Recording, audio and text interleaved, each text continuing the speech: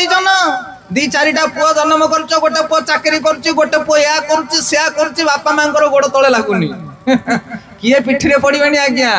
ए पुओ बहु नाती नातुणी केही गुहारी शुणिबेनी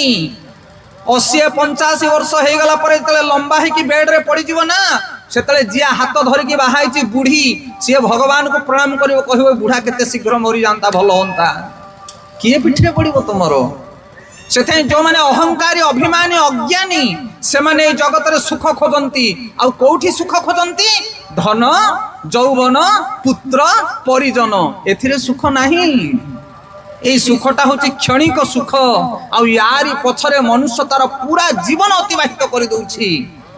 अमूल्य रत्न मनुष्य जीवन ताको नष्ट कर पकाउछि धन जीवन पछरे धाई धाई ताहले सुख कौठी भागवत गीता 15 अध्याय भगवान कहते पुरुषोत्तम योग ऊर्ध्वमूल अर्ध शाखा हे अर्जुन गोटे ओलटा गछ अच्छी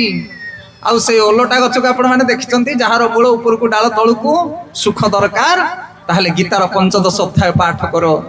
भगवान कहते संसारटा हूँ छाया सत्य एठी किसी सत्य नहीं पुत्र पौत्री कन्या धन संपत्ति सब अढ़ई दिनिया माया भलिया स्वप्न सत्य किंतु असली धन कौटी अच्छी गोटे सुंदर उदाहरण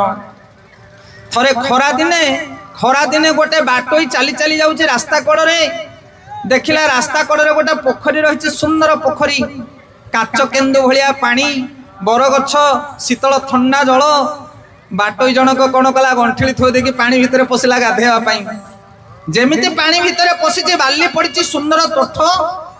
आउ पानी भितर पशिला मात्र के देखला गोटे सुंदर सुना चेन पड़ी पानी भितर मन खुशी हो गला कहला जहा हो सकाळु का मुह को चाहिए निद भांगी थिला गोटे चकचक मारुचे सुना चेन खंडे मिल जिवो धीरे धीरे जाकी जेमिति चेन टाको धरिची चेन तो हाथ रे पड़िलानी खाली बाली माटी पंक आसिला